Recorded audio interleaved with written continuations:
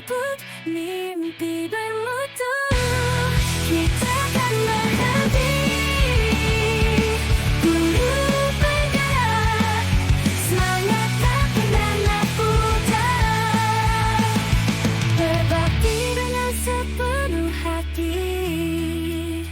Oh yeah, logam bersama dengan Ya, Assalamualaikum warahmatullahi wabarakatuh. Ketemu lagi dengan Rika Apriani Sukmana, calon guru penggerak angkatan 10 dari SMA 1 Marabahan.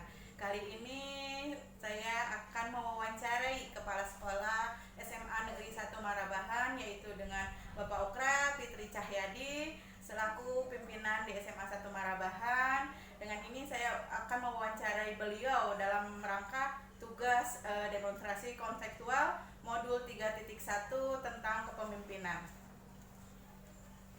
Baik Bapak, Assalamualaikum warahmatullahi wabarakatuh. Waalaikumsalam warahmatullahi wabarakatuh. Kayak apa Pak kabar pian? Alhamdulillah baik dan sehat selalu. Alhamdulillah Pak. Mohon maaf ulun mengganggu waktu pian Pak lah. Untuk ini ada tugas dari CGP tentang kepemimpinan Pak. Ini modul 3.2 modul 3.1 bisa dimulai Pak? Bisa. Pertanyaannya, kasusnya yang mau diangkat yaitu tentang dilema etika SMA 1 Marabahan. Siswa yang tidak hadir melebihi batas tanpa keterangan untuk kriteria kenaikan kelas Pak lah, dan dirundingkan bersama Dewan Guru saat rapat kenaikan kelas. Pertanyaan yang pertama Pak, selama ini bagaimana Pian mengidentifikasi kasus-kasus yang merupakan dilema etika atau bujukan moral? Ya, terima kasih. Assalamualaikum warahmatullahi wabarakatuh.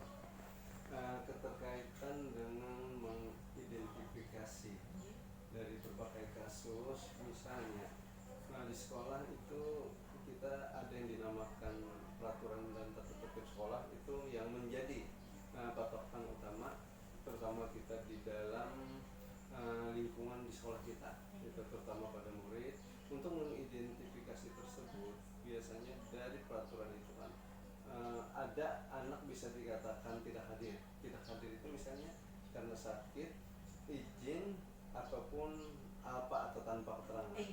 Jadi dari tiga hal tersebut, misalnya yang memang kesemua tersebut tergantung situasi kondisi. Kalau memang anak sakit itu kan yang ya bisa kita katakan itu tidak bisa kita kehendaki atau apa. Kalau sakit memang sakit, yang penting ada surat dari orang tuanya, kabar surat dari orang tua, ataupun misalnya memang orang tua bisa menelpon. Setelah itu kalau sudah melebihi 3 hari sakit, harus ada surat dari keterangan dokter. Itu untuk sakit. Untuk izin pun orang tua harus datang ke sekolah. Misalnya izinnya keterkaitan dengan apa urusan keluarga, atau izinnya misalnya ada mengikuti berbagai event atau perlombaan. Misalnya kita karena sering di SMA 1 Marabahan ini izin itu bisa lomba-lomba di tingkat provinsi, kabupaten, ataupun di tingkat nasional. Yang ketiga, tanpa keterangan. Tanpa keterangan di sini sebenarnya kita lihat dari anak tersebut kenapa jadi tidak bisa memberi kabar ke sekolah.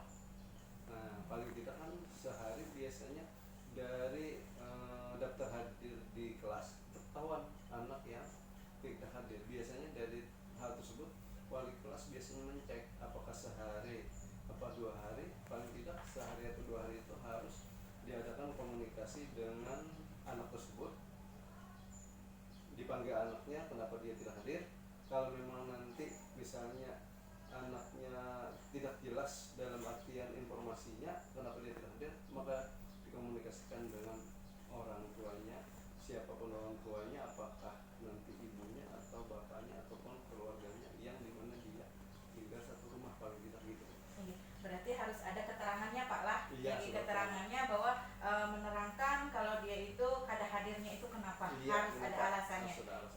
Nah, selama ini bagaimana Bapak menjalankan pengambilan keputusan di sekolah Bapak, terutama untuk kasus-kasus di mana dua kepentingan yang sama-sama benar atau sama-sama mendukung nilai kebajikan? Nah, kalau di dalam pengambilan keputusan, biasanya di dalam setiap bisa dikatakan itu kendala anak di dalam menyelesaikan studinya. biasanya. Tapi biasanya kalau saya itu kebanyakan itu bukan masalah, cuma kendala lah.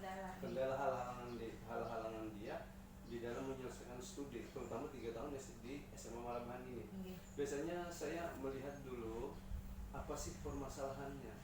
Kita lihat permasalahannya, setelah kita lihat permasalahan, kita identifikasi permasalahan. Setelah diidentifikasi, yang ketiga itu paling tidak kita punya data kita suruh mencari, terutama dari wali kelas ataupun guru-guru ataupun data-data lain dari siswa, misalnya kenapa dia ada masalah tersebut. Jadi data itu harus memang ada, itu sebagai bahan pertimbangan kita nanti di dalam mengambil, bisa dikatakan suatu solusi dari untuk membantu dia menyelesaikan kendala ataupun permasalahan yang dihadapi siswa tersebut. Di situ data-data tadi itu yang paling utama, ada data. Berarti harus diidentifikasi dulu Pak lah. Ini artinya di sini sebagai wali kelas itu berperan penuh untuk kehadiran siswa. Iya, terutama wali kelas. Sebenarnya tidak menutup kemungkinan semua warga sekolah, terutama kalau di kelas itu biasanya kan guru yang mengajar, guru yang mengajar, tapi tidak yang kalah penting juga pengawas harian sebenarnya. Nanti baru ke wali kelas. Guru wali kelas itu biasanya prosesnya itu apabila dia bisa menyelesaikan melalui wali kelas saja, dia bisa membina melalui wali kelas. Tapi di dalam penyelesaian, biasanya di dalam suatu sekolah itu ada dinamakan mekanisme penyelesaian masalah. Mekanisme itu alur-alur mulai dari mana penyelesaian itu sebenarnya, mulai dari bawah tadi, misalnya dari pengawas dulu, habis pengawas guru kelas, wali kelas dibantu dengan BK, nanti dikomunikasikan lagi dengan kesiswaan. Setelah kesiswaan diadakan semacam pemperolehan data tadi, habis itu diadakan semacam komunikasi dengan orang tuanya. Pertama, kalau memang dengan orang tuanya itu terjadi suatu belum bisa diselesaikan, maka itu nanti dibawa ke semacam konferensi kasus lah. Kalau di dalam BK itu ada konferensi kasus, itu dihadiri nanti anak, orang tuanya, habis itu warga sekolah, beberapa orang, wali kelas, habis itu hasil kesiswaan, misalnya guru BK dan kepala sekolah. Di situ di konferensi kasus tersebut, insya Allah apa yang terbaik untuk anak itu insya Allah tercapai. Berarti itu termasuk ke dalam langkah-langkah atau prosedurnya Pak lah, ya, yang biasa yang lakukan. Jadi ada tahapan-tahapannya. Mungkin yang pertama tadi dari absen di kelasnya dulu, ini guru mata pelajaran, baru yang piket, guru piket, ini data-datanya baru disampaikan ke wali kelas. Mungkin seperti itu prosedurnya Pak lah. Nah, setelah itu hal-hal apa aja sih Pak yang selama ini dianggap yang efektif dalam pengambilan keputusan pada kasus dilema etika? Sebenarnya yang paling efektif untuk dilema etika sebenarnya bagaimana kita mencari solusi terhadap permasalahan yang ada itu dengan cepat, sistematis, dan bisa dikatakan itu dipertanggungjawabkan.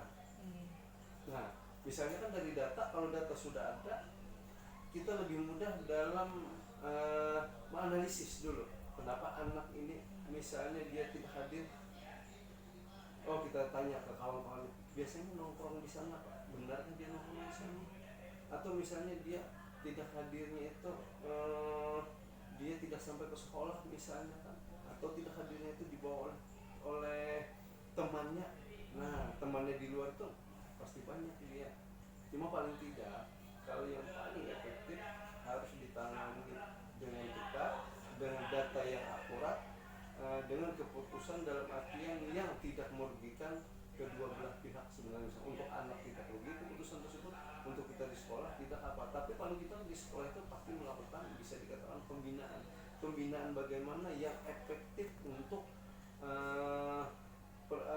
kendala anak di dalam menyelesaikan studinya di SMA. Itu dulu.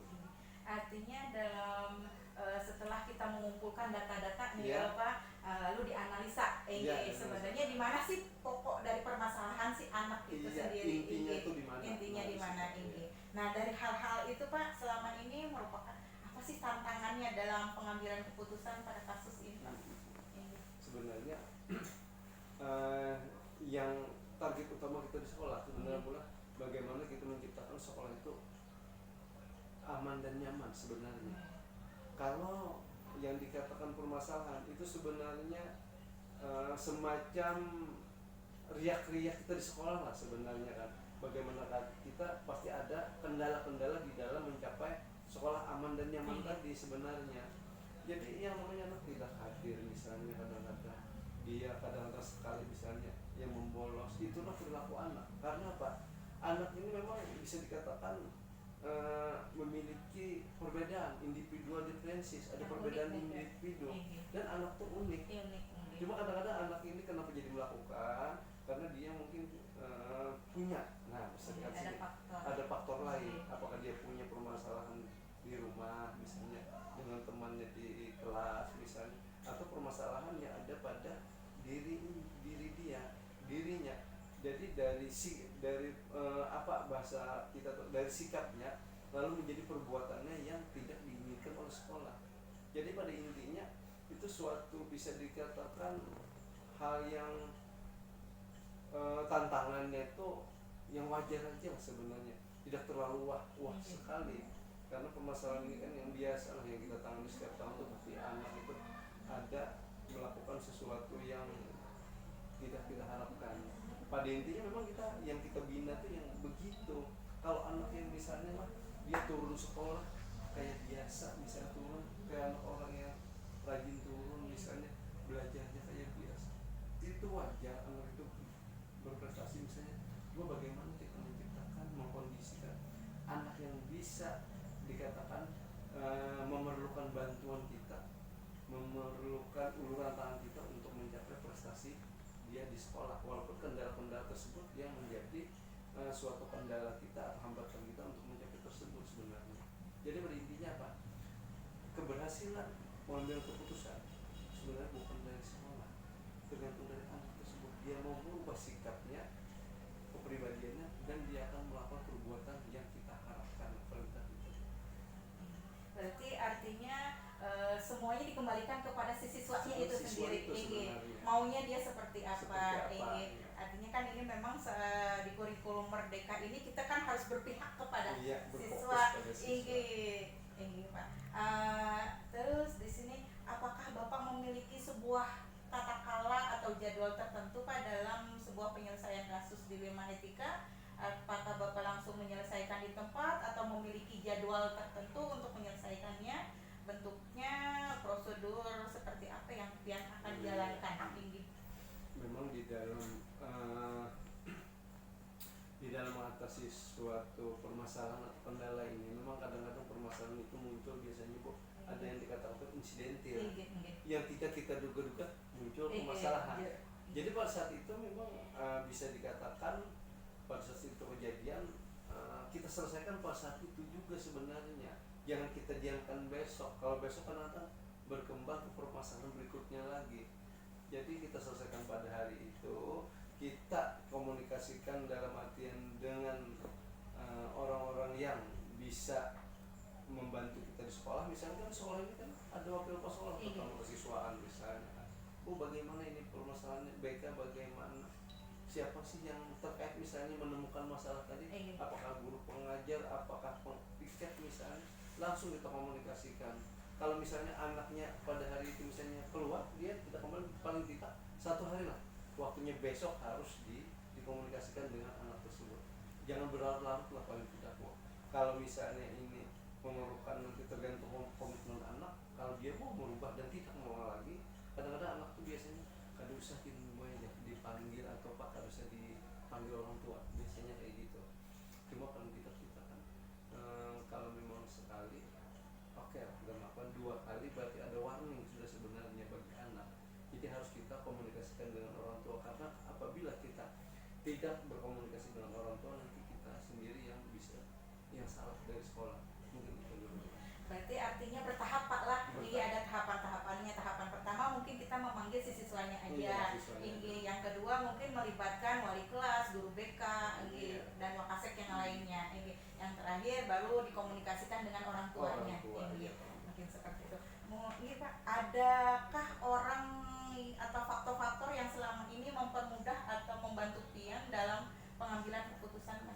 dilema etika ini? Sebenarnya yang membantu itu biasanya itu sebenarnya secara keseluruhan ya. Nggih. Pertama tuh secara keseluruhan itu sebenarnya semua warga sekolah. Nggih. Kenapa jadi lu katakan semua warga sekolah? Karena keterkaitan dengan data anak ini biasanya kan, misalnya anak ini keluar tidak hadir, berarti otomatis kan di pengawas harian, guru yang mengawasi. Keterkaitan dengan misalnya nanti anak itu tidak hadir di kelas dengan guru mapel, apalagi terkait dengan misalnya dia tidak melaksanakan tugas di kelas misalnya mata pelajaran mapel. Setelah itu keterkaitan dengan data pribadinya misalnya hubungan nanti dengan orang tua tuh bagaimana datanya di BK ada biasanya. Setelah di BK nanti kalau memang anak itu kita bina masih memerlukan bantuan terus sampai nanti ke kesiswaan, habis itu ya kata dari mekanisme penanganan permasalahan itu ada mekanismenya mulai dari A sampai Z misalnya, itu tergantung sampai di mana sudah permasalahan tersebut. Kalau waktunya insya Allah secepatnya kita selesaikan supaya permasalahan itu tidak bahasa kita tuh menumpuk menjadi nanti klimaknya pada di ujung permasalahan tersebut. Paling tidak secepatnya diselesaikan. Artinya pian kadang mengambil keputusan sendiri Pak lah, dimusyawarahkan dengan yang berkepentingan di situ. Iya.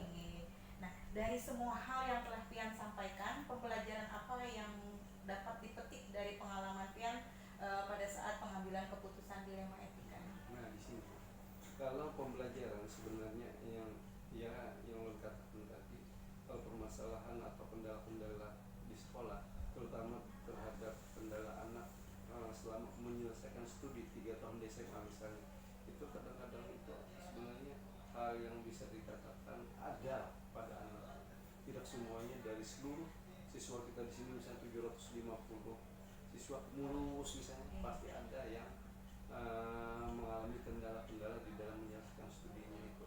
Tapi yang menarik kadang-kadang di dalam pengambilan keputusan, ada keputusan itu kita minta bantu dengan warga sekolah, itu pasti sudah, karena kita di sini ada mekanismenya. Jadi melalui mekanisme tersebut sampai di mana nanti waktu-waktunya di situ. Kalau memang keputusan akhir ada memang yang harus kita musyawarahkan berdasarkan plan guru misalnya, atau ada biasanya dikatakan itu hak prerogatif kepala sekolah, dia bisa mengambil keputusan, tapi paling tidak melalui hasil analisis data dari guru-guru atau masukan dari kawan-kawan warga sekolah.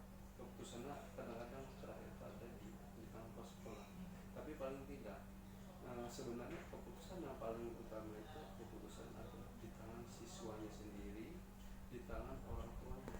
Karena orang tua menitipkan anak di sini, berarti dia harus bertanggung jawab terhadap studi kelanjutan anaknya di sekolah ini. Kita hanya di sini melakukan proses pembelajaran, proses pembinaan. Kalau memang ada suatu kendala, pasti kita komunikasikan dengan orang tuanya. Insya Allah kalau di SMA 1 Marabahan ini kita melakukan sesuatu itu yang terbaik untuk anak. Keputusan itu pasti berpihak pada anak, karena mungkin impian tahu aja yang namanya kita di dalam kurikulum merdeka ini, bagaimana sih kita pembelajaran atau mengkondisikan anak sesuai dengan kebutuhan anak. Di situ bahasa kita tetap berfokus pada anak, kebutuhan anak, keperluan anak, bahasa need assessment terutama kepada anak sebenarnya di situ. Jadi artinya dari keseluruhan pertanyaan-pertanyaan tadi, Ulun menyimpulkan bahwa di sini dilema etika yang kita pecahkan ini adalah benar dengan benar Pak lah. Iya. Jadi tidak ada yang dirugikan. Tidak ada yang dirugikan. Jadi kita menganalisa dulu, mengidentifikasi dulu masalahnya, menganalisa dulu, habis itu kita musyawarahkan juga untuk pengambilan keputusannya, tidak serta-merta pian langsung memutuskan, tapi berdasarkan dikomunikasikan dengan wakasek yang ada, dengan tahapan dan mekanisme yang sudah diterapkan. Barulah pian di situ yang menyimpulkan keputusan apa sih yang tepat untuk si siswa itu.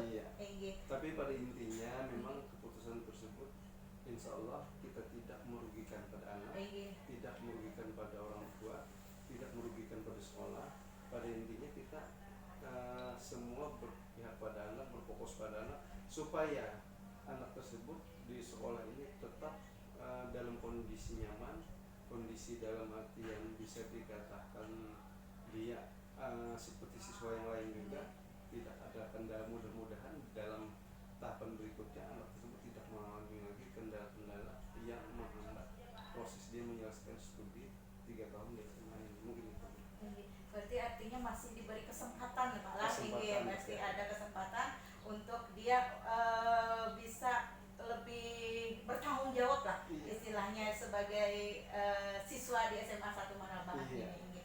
Yang kedepannya, yang mudah-mudahan kedepannya tidak ada lagi kasus-kasus yang seperti ini Pak lah, meminimalisir, bukannya tidak ada, Iya, tidak mungkin tidak ada betul, ini, betul. tapi meminimalisir artinya ada kerjasama antara guru mata pelajaran, wali kelas serta guru BK mungkin Pak, itu ya, 3 orang itu yang berandil, sangat berandil sekali mungkin ini untuk memecahkan kasus siswa yang sering tidak hadir di kelas ini.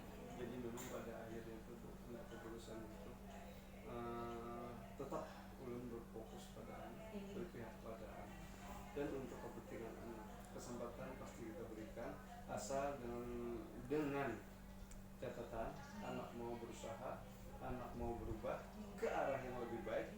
Untuk apa? Untuk mencapai apa yang diharapkan, keinginan atau cita-citanya di masa yang akan datang.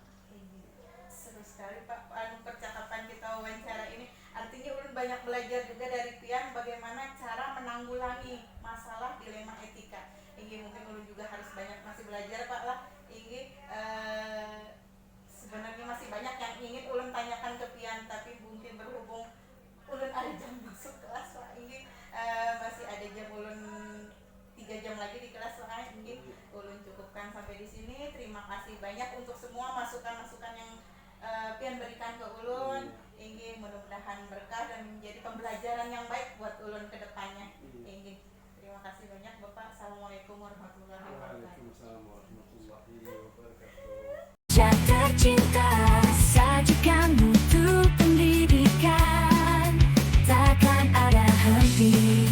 Guru penggerak angkatan 10 terbaik. Kreatif. Assalamualaikum warahmatullahi wabarakatuh. Ulun Rika Apriani Sukmana, calon guru penggerak angkatan 10 dari SMA 1 Marabahan, Kabupaten Barito Kuala. Saat ini ulun akan melakukan wawancara dengan Bapak Kepala Sekolah dari SMA Jejangkit, yaitu Bapak Kasmudin MPD. Wawancara kali ini sebagai pemenuhan tugas demonstrasi kontekstual modul 3.1, yaitu tentang pengambilan keputusan berbasis nilai-nilai kebajikan sebagai pemimpin. Assalamualaikum Bapak Kasmudin. Kayak apa Pak kabarnya? Bagus.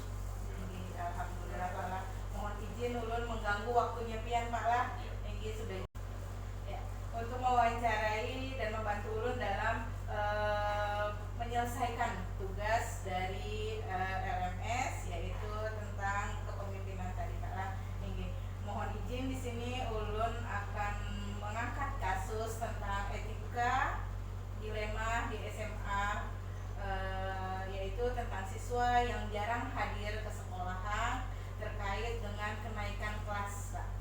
Oke. Pertanyaannya yang pertama, mohon izin ulun, selama ini bagaimana Pian dapat mengidentifikasi kasus-kasus yang merupakan dilema etika atau bujukan moral? Ya, terima kasih Bu Rika. Oke. Yang ditanyakan adalah bagaimana tadi mengidentifikasi dilema etika maupun dari bujukan moral. Nah, seperti kita ketahui bersama bahwa dilema etika ini mengandung unsur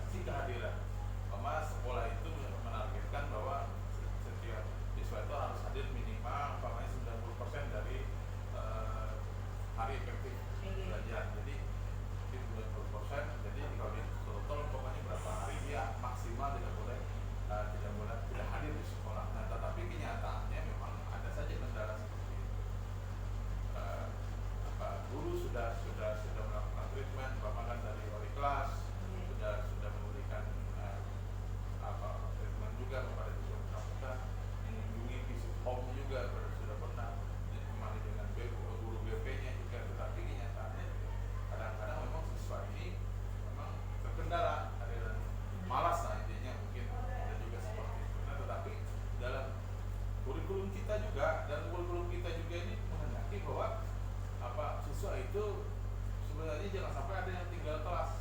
Iya. Itu memang tidak ada siswa itu yang kalau kita memang treatment dengan benar mungkin tidak ada yang tinggal kelas. Nah, jadi dua sisi ini yang memiliki nilai benar dua-duanya. Iya. Satu sisi kita ingin menerapkan kriteria ketuntasan keterkaitan kelas tadi, satu sisi kita kurikulum harus bagaimana menerima siswa ini agar bisa kelas itu pertama.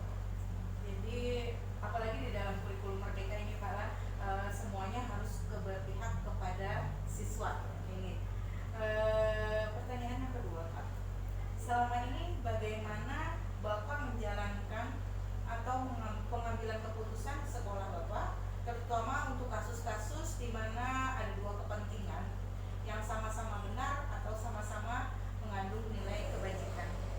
Itu tadi kan tadi ini artinya dilema etika. Iya, Dilema etika, kita berbicara dilema etika, tentu alhamdulillah tadi kan kasusnya sudah dimunculkan kita sendiri kan, Iya. anak siswa yang tidak bisa hadir ke sekolah, artinya tidak bisa memenuhi kriteria kenaikan kelas. Nah, ini bagaimana treatmentnya tadi mungkin sudah saya singgung di awal tadi. Dari itu tadi kan apa namanya, di awal tadi kan wali kelas sudah berperan sesuai dengan, kemudian guru BP sudah tapi kenyataannya memang terjadi juga pada saat rapat kenaikan kelas, biasanya itu apa namanya terjadi ada laporan bahwa siswa ini memang sudah apa namanya sudah intinya itu sudah bermasalah dengan kriteria kebutuhan.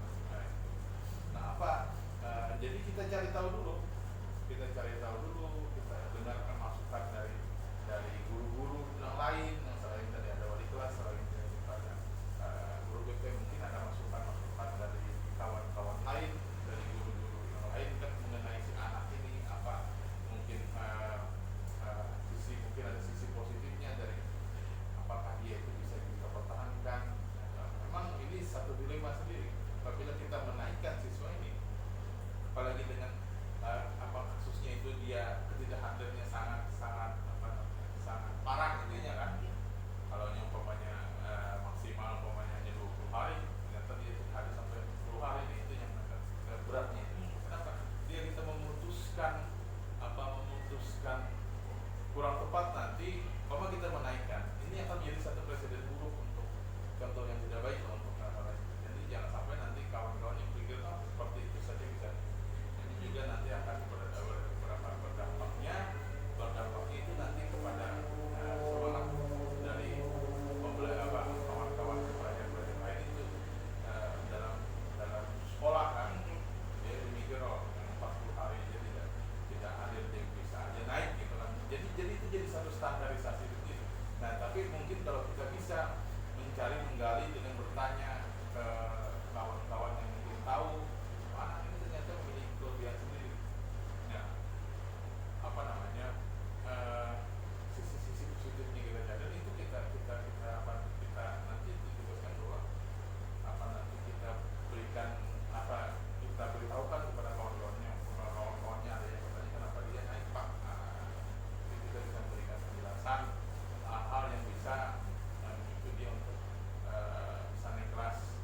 Walaupun harus hingga kelas, itu perhitungannya memang harus sudah sangat matang. Kita harus tidak hanya memikirkan dari ketidakhadiran saja. Banyak faktor yang bisa mempengaruhi bahwa dia itu tidak bisa naik kelas itu. Berarti artinya harus diidentifikasi dulu Pak. Iya, identifikasi dulu. Ini sebenarnya penyebabnya apa? Lalu kita analisis mungkin seperti itu Pak. Iya. Ini langkah-langkah apa atau prosedur seperti apa yang bisa Rian lakukan selama ini Pak? Iya tadi kan, tadi kita ambil itu contoh kasus yang tadi. Prosedurnya tadi, tahapan-tahapan untuk memutuskan itu harus terpenuhi. Baik itu dari awal sebelum terjadinya kasus itu, kita sudah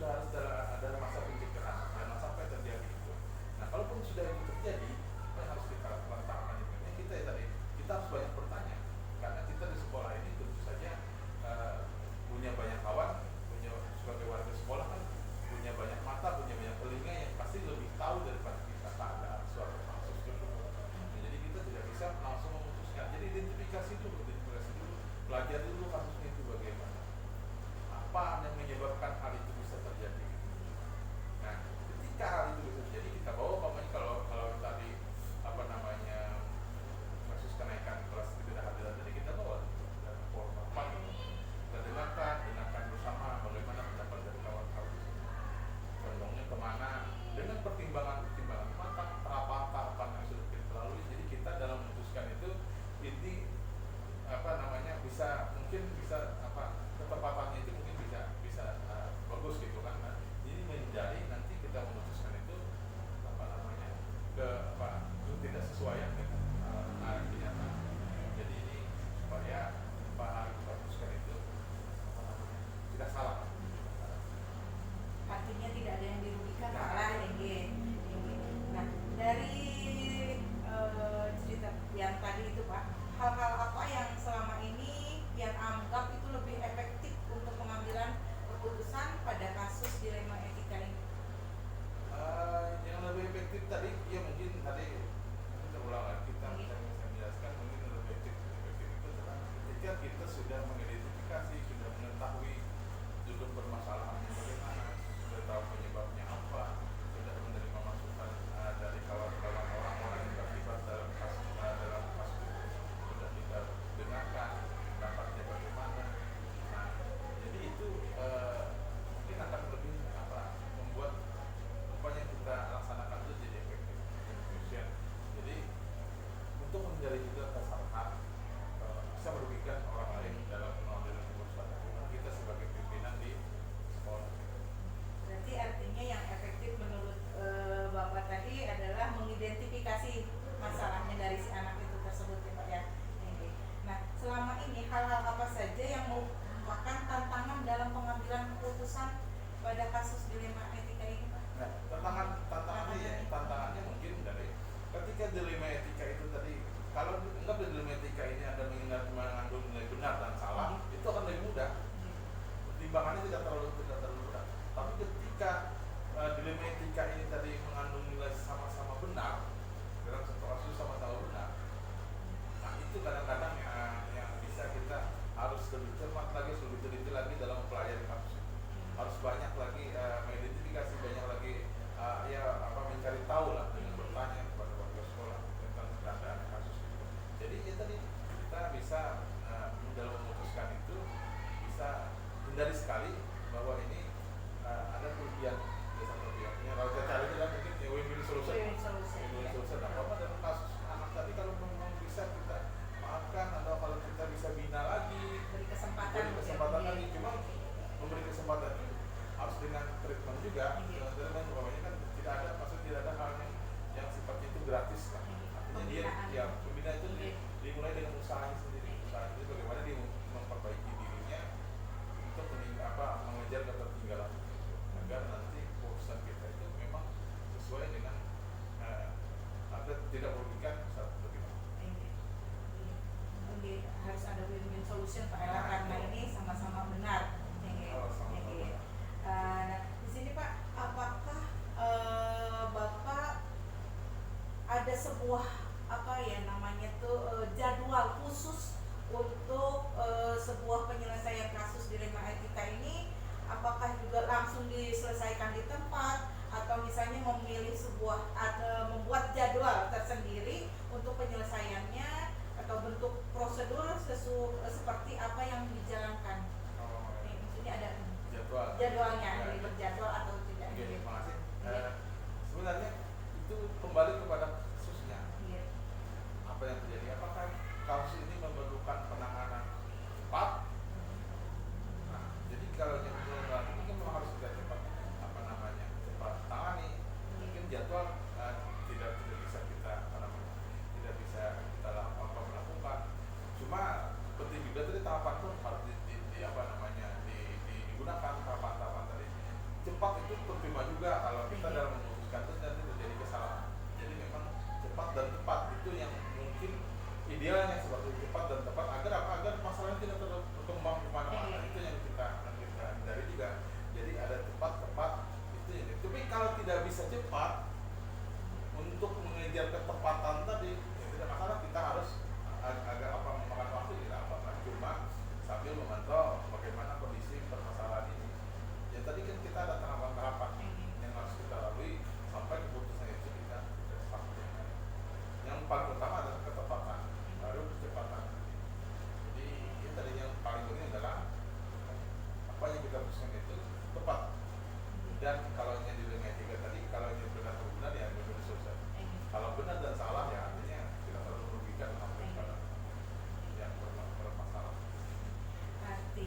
kondisional aja Pak ya, Ya, tergantung kondisional. masalahnya itu Tergantung sendiri, masalahnya. masalahnya itu berat atau tidak mungkin seperti itu. Tergantung masalah apa nanti perlu penanganan cepat penanganan cepat kayak gitu.